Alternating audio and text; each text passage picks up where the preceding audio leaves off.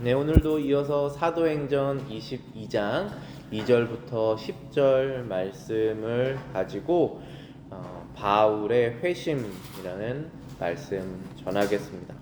바울이 지금 유대인들 앞에서 이제 히브리 말로 말하기 시작했습니다.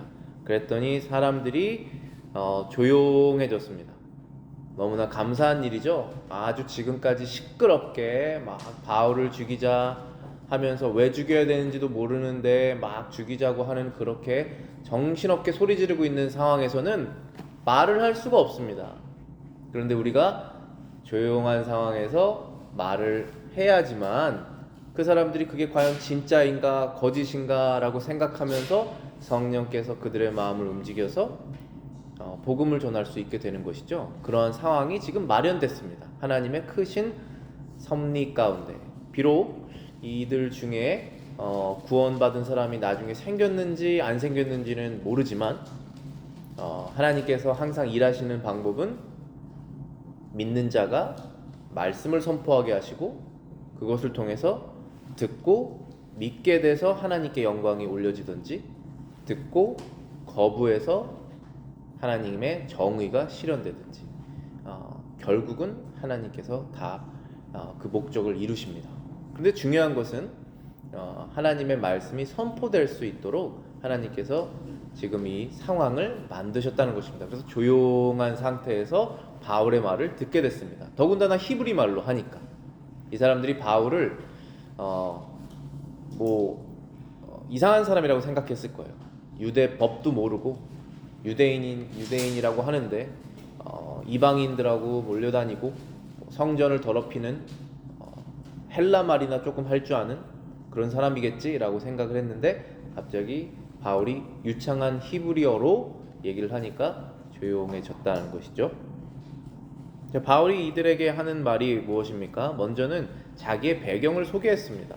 3절부터 5절에 이렇게 되어 있습니다.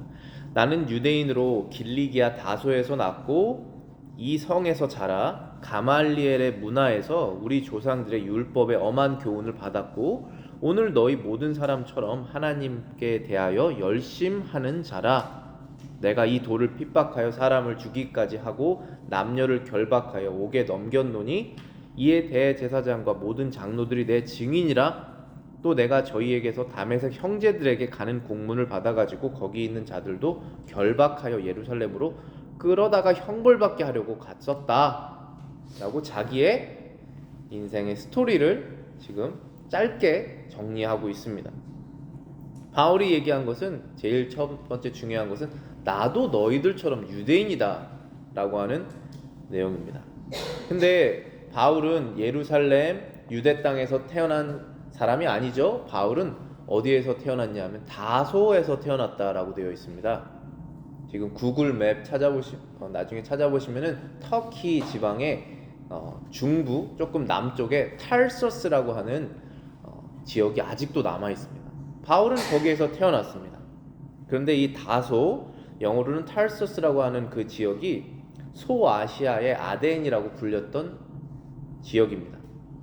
그것은 무슨 뜻이냐면은 아덴이 아테네죠. 아테네는 온갖 철학자들이 모여서 자신의 지혜들을 겨루었던, 그래서 너 말이 맞나 내 말이 맞나 새로운 지식이 뭔가 하고 겨뤘던 곳이 아테네예요. 그리스의 아테네. 그래서 모든 문명의 중심이었죠. 그런데 소아시아, 이 터키 지방, 지금의 터키 지방의 아덴이라고 불렸을 정도로 교육이 잘 되었었던 장소입니다. 지역이었습니다. 그래서 바울은 이 그리스 철학, 로마 철학의 이러한 교육도 받을 수 있었고 그러한 말도 배울 수 있었던 유대인이라는 사실입니다. 하나님께서 그러한 상황도 사용하셨죠. 성경에 보시면은 사도행전 9장 11절에 바울이 처음에 그 회심했을 때의 그 내용이 기록되어 있는 것이 사도행전 9장이죠. 그 11절에 이렇게 말씀하고 있습니다. 주께서 이르시되 일어나 직가라고 하는 거리로 가서 유다의 집에서 다소 사람 사울이라는 사람을 찾으라. 그가 기도하는 중이라. 성경에서는 바울이 다소 사람이라고 증거하고 있습니다. 거듭난 후에도 바울이 다소에서 어느 정도 머물렀습니다. 바나바가 안디옥에 도움이 필요하니까 안디옥에 내려와 달라라고 하면서 바울을 찾아갑니다. 그때 바울이 다소에 있었더라라고 되어 있습니다. 11장 25절이죠. 사도행전. 바나바가 사울을 찾으러 다소에 갔었다. 바울은 로마 영토였던 다소에서 태어난 유대인이었죠. 또 로마 교육만 받은 것이 아니라 바울은 구약 성경의 율법 교육을 나는 받았던 사람이다라고 본인을 증거합니다. 그러면서 나는 가말리엘에게 배운 사람이다라고 얘기합니다.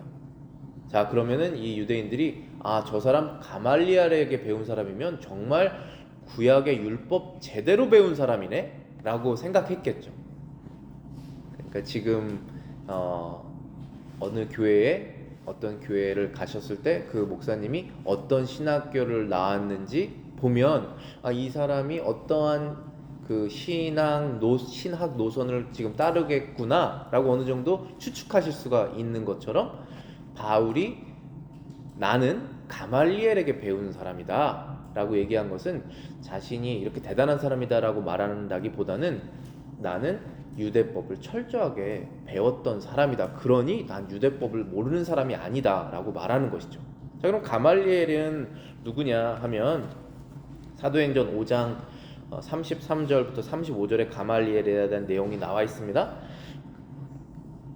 그들이 듣고 크게 노하여 사도들을 없애고자 할 때, 여기에서 말하는 그들은 바리새인들이에요. 이 바리새인들이 예수님의 제자들이 복음 증거한 것을 듣고 굉장히 화가 났습니다. 예수님께서 죄인들을 위해서 죽으시고 부활하셨다는 얘기를 듣고 이 바리새인들이 너무나 화가 났습니다.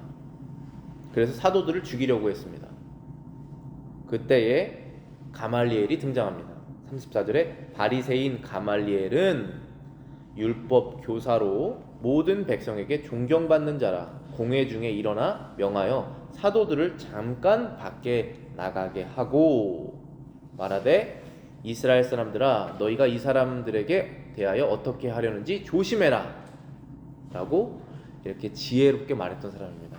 제가 이번 주 수요일에 노회를 다녀왔어요. 장로교는 노회라는 것이 있죠. 그래서 지역마다 이렇게 목사님, 장로님들 모여서 그 지역에서 일어나는 일들을 회의하고 결정하는 것을 노회라고 하는데요. 이번에 노회 참석을 하고 왔습니다. 그럴 때 이런 비슷한 상황이 있어요. 만약에 어떤 노회 원 중에 목사님이든 장로님이든 아니면 어떤 개교회든 문제가 있어서 그 문제를 어떻게 치리해야 할지 결정하고 할 때가 있습니다. 논의하고 이 사람이 죄를 회개한 것인지 회개한 것이 아닌지 아니면 이 사람이 어떠한 문제가 있는지 그런 걸 얘기할 때가 있어요. 근데 그 당사자가 그 노회에 있을 때가 있습니다. 노회원이어서 그때 그 당사자를 내보냅니다. 잠깐 나가 있으라고 하고 이 노회원들이 회의를 하는 거예요. 이 사람에 대해서. 그리고 그 당사자가 어떤 교회의 지도자면 그 교회에 대해서 회의를 할 때 나가 있으라고 하고 이렇게 프라이베이트하게 그 사람 제외하고 회의를 합니다. 그런 상황이에요 지금. 이 사도들, 예수님의 제자들 어떻게 죽여야 되지? 당장 죽여야 된다라고 하고 있는 상황에서 바리새인 중에 존경받는 가말리엘이라는 사람이 그 사도들 내보내고 잠깐 우리가 죽이려고 하는 걸 멈추자.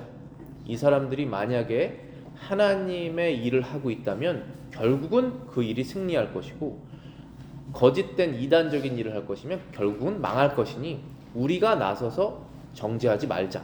이러한 지혜로운 말을 했습니다. 이게 가말리엘이에요. 그 사람에게서 바울이 배운 것이죠. 그러니까 유대인들이 이 가말리엘이라는 사람을 다 존경하고 있는 상황인데 바울을 죽이려고 하는 그 사람들에게 너희들이 존경하는 가말리엘에게 교육을 받은 사람이다라고 말하고 있는 상황이죠.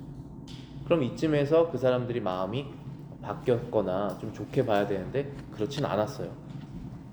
바울은 그렇게 얘기하였습니다. 바울이 또 한 가지 자기에 대한 소개를 한 것이 나는 열심히 있는 사람이다 라고 말했습니다. 하나님께 대해서 열심히 있었다. 바울이 열심히 있었죠. 잘못된 열심이었지만 그냥 게으르게 그냥 그런 대로 지나가는 그런 사람이 아니었습니다. 정말로 열심을 가지고 하나님의 일을 한다고 생각했던 사람이었죠. 그런데 안타깝게도 그 하나님의 일을 한다고 생각했던 그 방향이 이 다른 바리새인들처럼 예수님의 제자들을 결박하고 죽이는 쪽으로 갔었던 것이죠.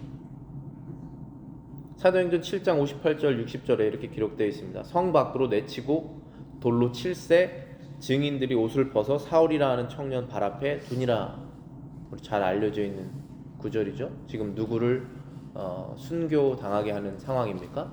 예수님의 제자 스데반 집사를 순교하게 하는 장면입니다. 그때 사람들이 자신의 겉옷을 벗어서 사울 앞에 두었습니다. 사울은 스데반이 순교하는 것을 눈으로 직접 본 사람입니다. 그것을 옳다라고 인정한 사람이죠. 도와준 사람이죠. 스데반이 부르짖어 돌에 맞아 죽을 때에 스데반이 주 예수여 내 영혼을 받으시옵소서 라고 말할 때, 이 스데반이 결과적으로 이 바리새인들의 갑자기 화가 나게 만들었던 그 말이 내가 지금 예수를 보고 있다라고 하는 말이잖아요. 그 말을 들었더니 바리새인들이 다 스데반을 더 이상 못 잡겠다고 죽이지 않았습니까? 믿지 않았어요. 바울도 이 사울 이때도 믿지 않았습니다. 예수라고 하는 사람이 십자가에서 죽은 것은 다 알고 있지만 그분이 부활하셔서 하늘에 오르신 하나님의 아들이라는 사실을 믿을 수가 없는 것입니다. 그래서 그 말 하는 것 자체가 신성모독이다, 더 이상 참을 수가 없다 해서 바리새인들이 스데반을 죽인 것 아니겠습니까? 그때 사울도 같은 열심으로 그 자리에 있었다는 것입니다. 근데 스데반이 60절에 보시면은 예수님께서 십자가에서 하신 말씀과 같은 말을 하죠. 이들을 용서해달라, 이들에게 죄를 돌리지 마옵소서 하고 죽었다라는 것입니다. 이렇게까지 감동적인 그런 순간인데도 마음의 감동을 전혀 받지 못하는 사울이에요. 이렇게까지 숭고한 그런 상황에서도 당연히 죽을 사람이 죽었다라고 생각하고 더 그런 일을 열심히 하려고 했던 사울이었습니다. 그런데 사울이 이제 완전하게 180도 바뀌게 되는 것이죠. 악한 열심을 가졌던 사람이 이제는 그냥 그거 하지 말아야겠다 정도가 아니라 예수 그리스도를 위해서 자신의 목숨까지 바치는 사람으로 180도가 바뀌는 상황이 벌어진 것입니다.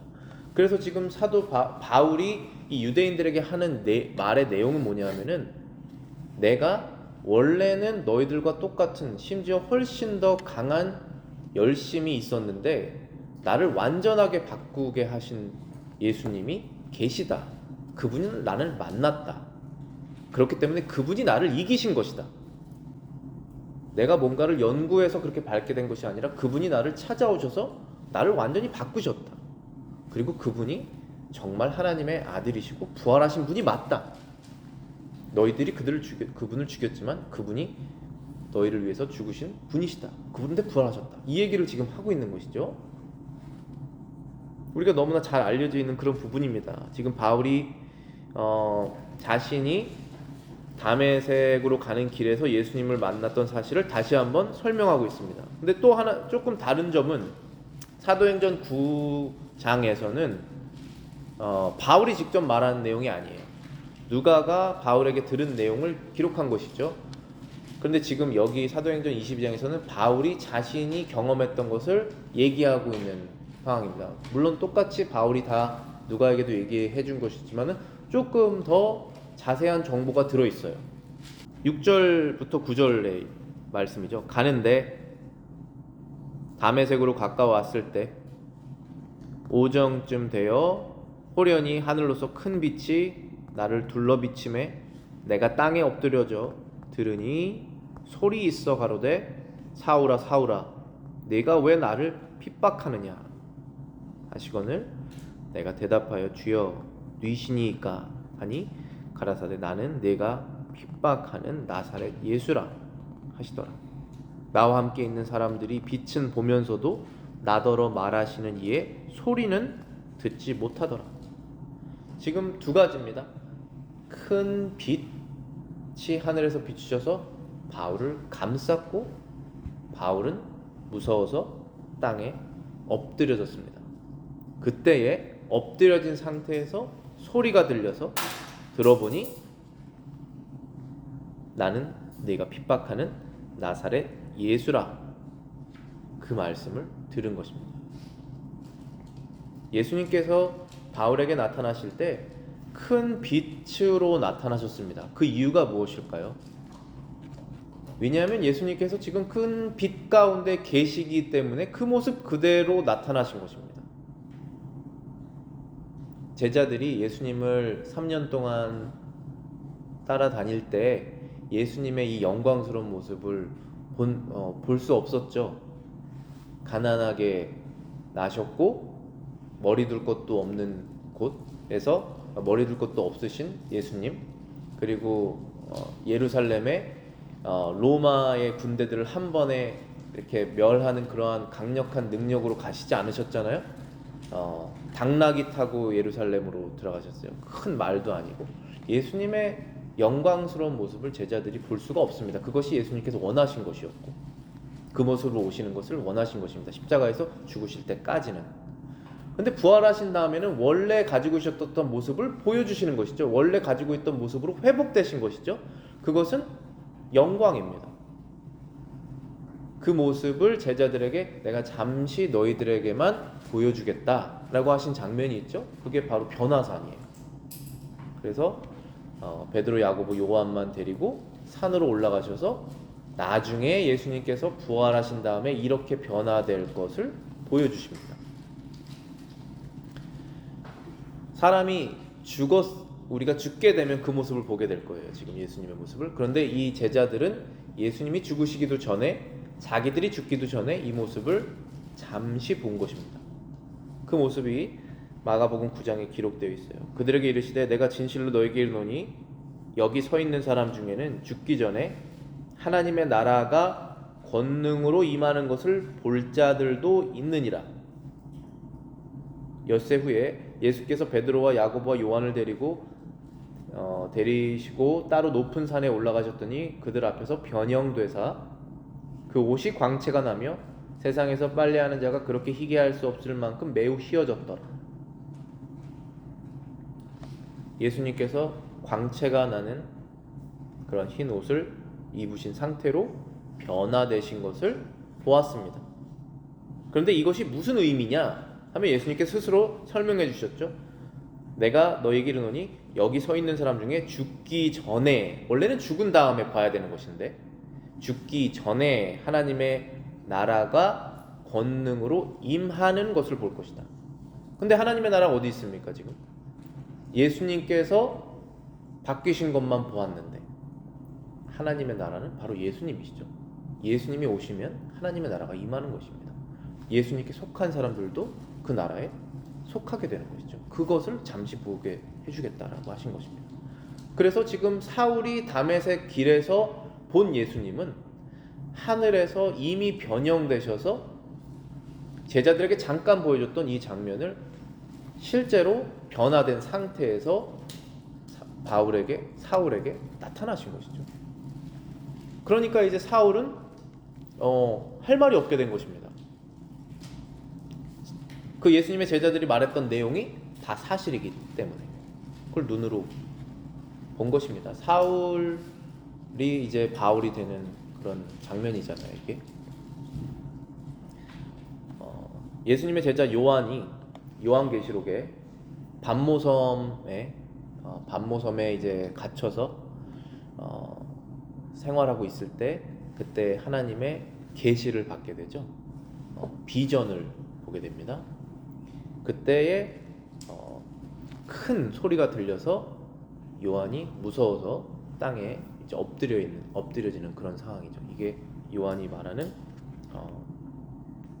내용입니다. 요한계시록 1장 16절 17절에 그의 오른손에 7별이 있고 그의 입에서 좌우에 날선검이 나오고 그의 얼굴은 해가 힘있게 비치는 것 같더라.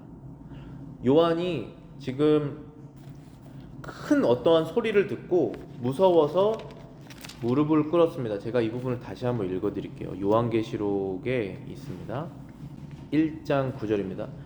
나 요한은 너희 형제요 예수의 환난과 나라와 참음에 동참하는 자라. 하나님의 말씀과 예수의 증거를 인하여 밤모라 하는 섬에 있더니 주의 날에 내가 성령에 감동하여 내 뒤에서 나는 나팔 소리 같은 큰 음성을 들으니 가로되 너 보는 것을 책에 써서 에베소, 서머나, 버가모, 두아디라, 사대, 빌라델비아, 라오디아기아 7교회에 보내라 하시기로 그 몸을 돌이켜 나더러 말한 음성을 알아보려고 하여 돌이킬 때에 7 금촛대를 보았는데 촛대 사이에 인자 같은 이가 발에 끌리는 옷을 입고 가슴에 금띠를 띠고 그 머리와 털의 희기가 흰 양털 같고 눈 같으며 그의 눈은 불꽃 같고 그의 발은 풀무에 단련한 빛난 주석 같고 그의 음성은 많은 물소리 같으며 그 오른손에 7 별이 있고 그 입에 좌우에 날선 검이 나오고 그 얼굴은 해가 힘있게 비추는 것 같더라. 내가 볼 때에 그 발 앞에 엎드려 죽은 자 같이 되매 그가 오른손을 내게 얹고 가라사대 두려워 말라 나는 처음이요 나중이니 하였습니다. 예수님의 얼굴에서 해가 힘있게 비추는 것 같더라. 그 모습을 요한은 보았습니다. 요한도 아직 죽지 않았죠. 근데 죽기 전에 예수님께서 변화되신 것을 변화산에서 한번 보고 이제 밤모섬에서 요한이 죽기 얼마 전에 예수님의 그 완전하신 모습을 다시 한번 보게 된 것입니다. 요한계시록 21장에 보면은 새 예루살렘, 새 하늘과 새 땅이 됐다라고 하는 내용이 나오고 이제 새 예루살렘이 하늘에서 내려오는 것 그 부분이 나오죠. 그리고 21장 22절에는 이렇게 되어 있습니다. 새 예루살렘 성 안에 성전을 내가 보지 못하였으니 이는 주 하나님 곧 전능하신 이와 및 어린 양이 그 성전이시니라. 천국에 성전이 없다는 것입니다. 왜냐하면 하나님과 어린 양이 예수님께서 그 성전이시기 때문이다. 그 성은 해나 달의 비침이 쓸데없으니 이는 하나님의 영광이 비추고 어린 양이 그 등이 되심이니라. 만국이 그 빛 가운데로 다니고 땅의 왕들이 자기 영광을 가지고 그리로 들어오리라. 성문들은 낮에 도무지 닫지 아니하리니 거기는 밤이 없음이니라. 사람들이 만국의 영광과 존귀를 가지고 그리로 들어오겠고 무엇이든지 속된 것이나 가증한 일, 거짓말하는 자는 결코 그리로 들어오지 못하니 오직 어린 양의 생명책이 기록된 자들 뿐이니라.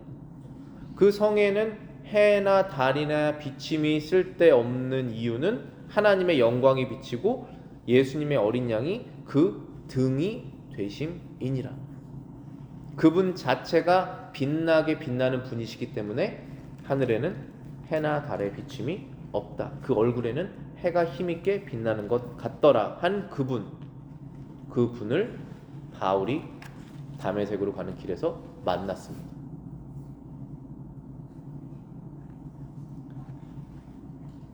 그리고 바울이 그분에게 이제 그분이 누군지 아직 바울은 몰라요. 그 아주 밝은 빛은 보았는데 누군지는 모르는 상황입니다. 그런데 이제 누군지 말씀해 주시죠. 바울이 물어봤습니다. 주여 누이시니이까? 하니 가라사대 나는 네가 핍박하는 나사렛 예수다. 정확하게 말씀해 주셨어요. 바울 네가 열심을 다해서 핍박하고 있는 그 그리스도인들이 믿는 주 그 예수다. 나는 죽지 않았고 지금 부활하여 이러한 영광스러운 모습으로 있다. 제자들이 너에게 증거했던 내용이 다 사실이다라고 사울에게 증거하시며 동시에 죄를 회개하라고 말씀하신 것이죠. 네가 나를 핍박했다. 여기에서 바울이 이제 완전히 무너졌겠죠. 바울이 완전히 주님 앞에 죄 회개가 일어났을 것입니다. 근데 사도행전 22장 9절에 보면 이렇게 되어 있습니다. 나와 함께 있는 자들이 빛은 보면서도 나더러 말하시는 이의 소리는 듣지 못하더라. 바울과 같이 움직이는 사람들이 있었는데 그 사람들은 빛은 보았는데 말씀하시는 이에 소리는 듣지 못했다라고 되어 있죠. 그런데 사도행전 9장에 보시면은, 사도행전 9장 7절에 보시면은 뭐라고 되어 있냐면, 같이 가던 사람들은 소리만 듣고 아무도 보지 못하여 말을 하지 못하고 서 있더라라고 되어 있습니다. 그래서 두 가지 이 두 이야기가 서로 부딪히는 것처럼 보이죠. 왜냐하면 사도행전 9장 7절에서는 같이 가던 사람들이 소리만 듣고 아무도 보지 못했다라고 되어 있고, 사도행전 22장에서는 빛은 보면서 나에게 말씀하시는 이에 소리는 듣지 못했다라고 되어 있습니다. 그래서 이게 소리를 들은 것인가 듣지 못한 것인가 서로 다른 말하는 것처럼 들리죠. 근데 해석은 그들이 소리는 들었는데 무슨 뜻인지 이해하지 못했다라고 해석합니다. 그들이 무슨 소리는 들었을 것입니다. 근데 그 소리가 지금 이 바울에게 정확하게 나는 내가 핍박하는 나사렛 예수라 라고 하는 이 말로 그들에게 들리지 않은 것입니다. 그런데 바울에게는 나는 내가 핍박하는 나사렛 예수라 라고 들린 것입니다. 비록 우리가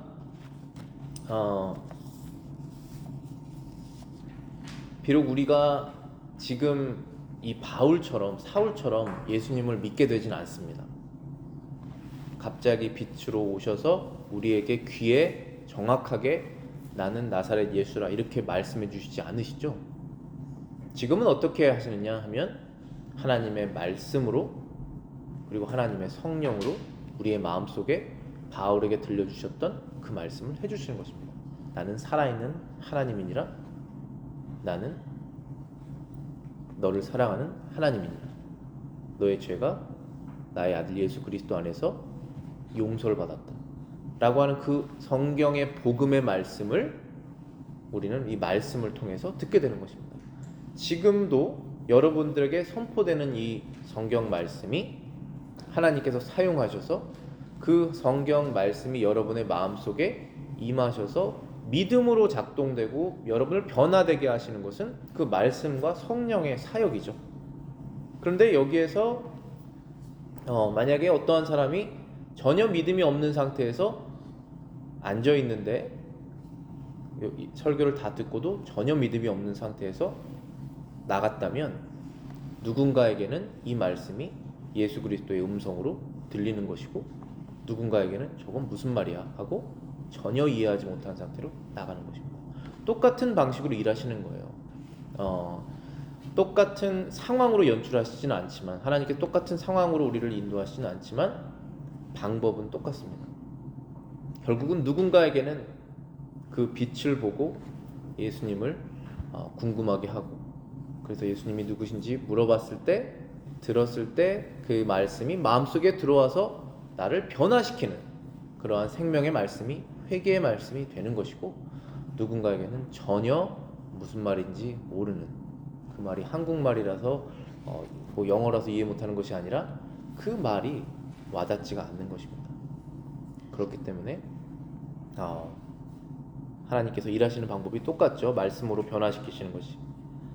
바울은 그 소리를 들었습니다. 내가 박해하는 나사렛 예수라 했을 때 바울은 그 음성을 정확하게 이해했습니다. 예수님께서 말씀하십니다. 내 양은 내 음성을 들으며 나는 그들을 알며 그들은 나를 따르느니라. 요한복음 10장 27절입니다. 28절에는 내가 그들에게 영생을 주노니 영원히 멸망하지 아니할 것이요 또 그들을 내 손에서 빼앗을 자가 없느니라. 내 양은 내 음성을 듣는다. 내 음성을 듣고 따르는 자들은 다 나의 양이다. 나는 그들을 안다. 이름으로 한 명 한 명 다 알고 그들을 한 명 한 명 불러낼 것이다. 우리 교회라고 하는 그 말 자체가 불러냄을 입은 자들이란 뜻이잖아요. 세상으로부터 이름 한 명 한 명 불러서 세상으로부터 꺼내셔서 교회로 오게 하신 것입니다. 주님의 몸된 교회로. 그들은 나를 이제 따를 것이다. 내 음성을 들었기 때문에 따를 것이다. 바울이죠. 바울이 지금 그렇게 되었습니다. 예수님의 음성, 나사렛 예수다라고 하는 그 음성을 들었습니다. 근데 같이 가던 사람은 못 들었어요. 소리만 듣고 그 음성을 못 들었습니다. 왜 그랬습니까? 예수 그리스도의 양이 아니기 때문에. 나중에 들었는지는 몰라요. 어쨌든 그때는 못 들었습니다.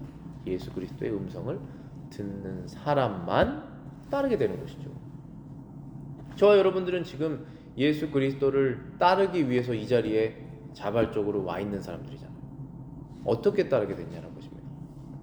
사울처럼 예수님을 강하게 빛으로 보지 않았는데 어떻게 따르게 됐습니까? 음성을 들은 건 맞잖아요.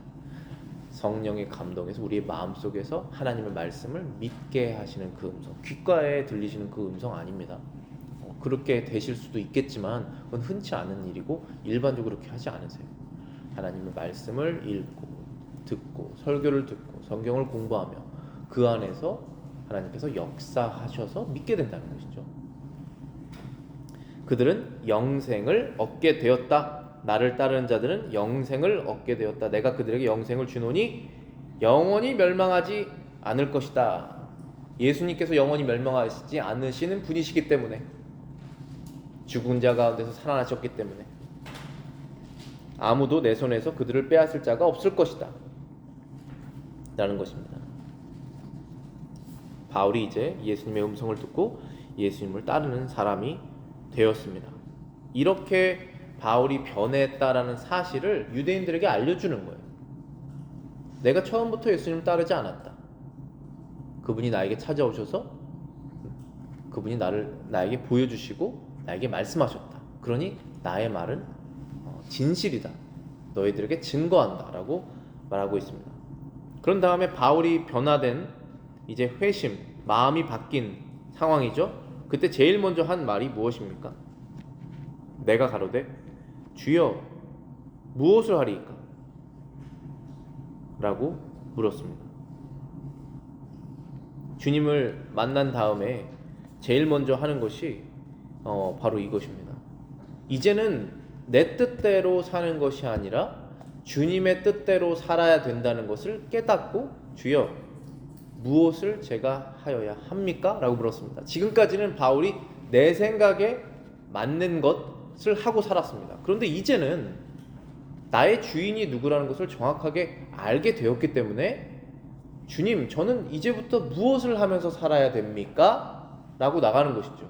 그러면서 우리 그리스도인들은, 주님을 따르는 자들은 하나님의 말씀을 읽으면서 그 안에서 우리에게 말씀하시는 대로 주님, 제가 이 말씀대로 살아야 되는군요 하고 알아나가면서 그 말씀대로 사는 것이죠.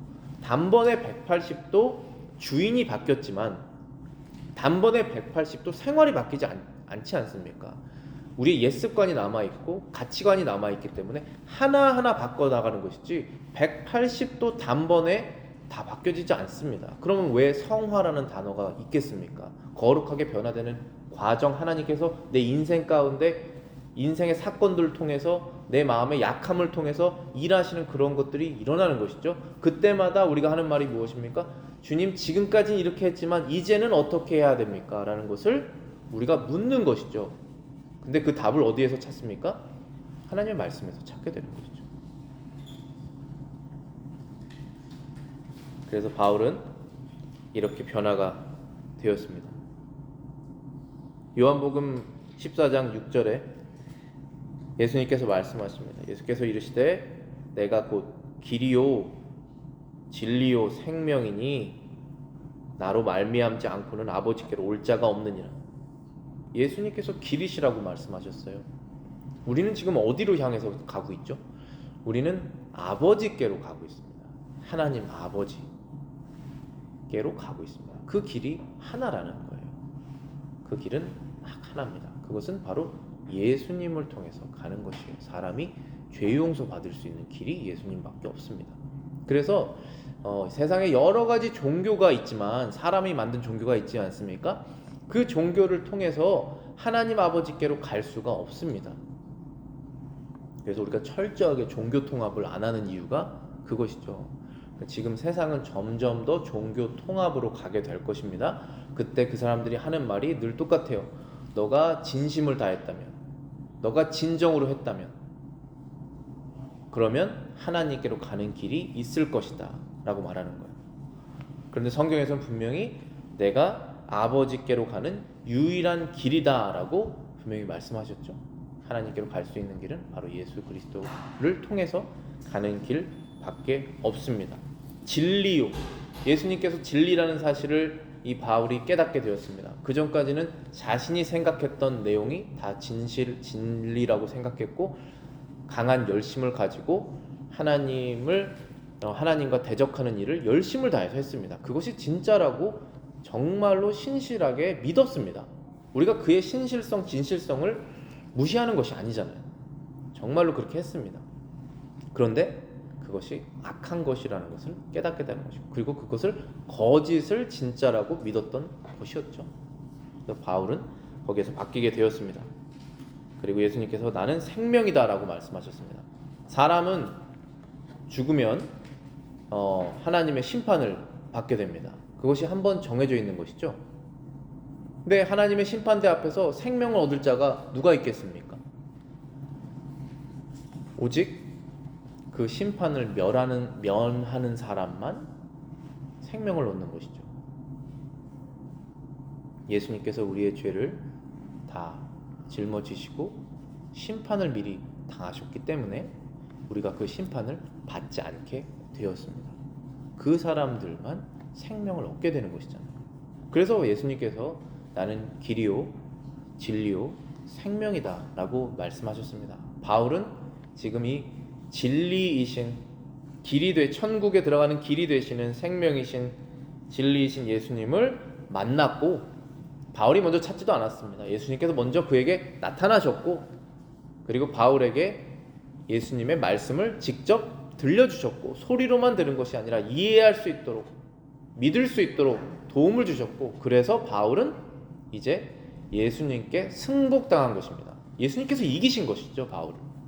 그래서 내가 졌고 예수님께서 이기셨다. 그래서 나는 그분을 믿는다 라고 바울이 유대인들에게 설명하고 있는 것입니다. 우리 기도하고 마치겠습니다.